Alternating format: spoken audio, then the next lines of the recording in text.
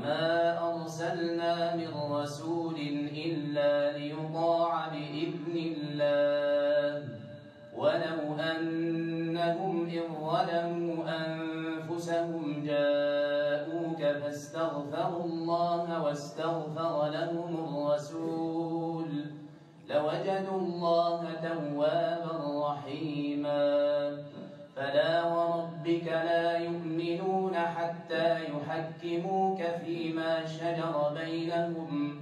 ثم لا يجدوا في أنفسهم حرجا مما قضيت ويسلموا تسليما ولو أنا كتبنا عليهم أن اقتلوا أنفسكم أو اخرجوا من دياركم ما فعلوه إلا قليل منهم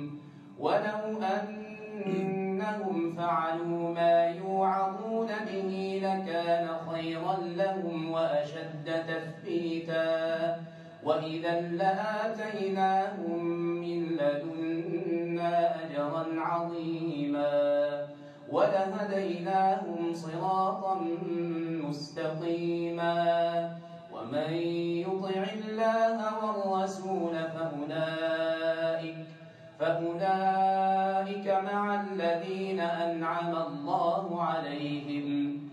فأولئك مع الذين أنعم الله عليهم من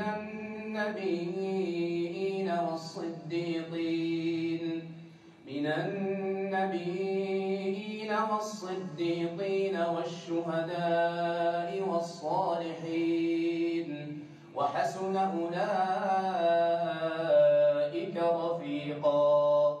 ذلك الفضل من الله وكفى بالله عليما يا أيها الذين آمنوا خذوا حذركم فانفروا ثبات أو انفروا جميعا وإن منكم لمن ليبطئن فإن أصابتكم مصيبة قال قد أنعم الله علي إذ لم أكن معهم شهيدا ولئن أصابكم فضل من الله ليقولن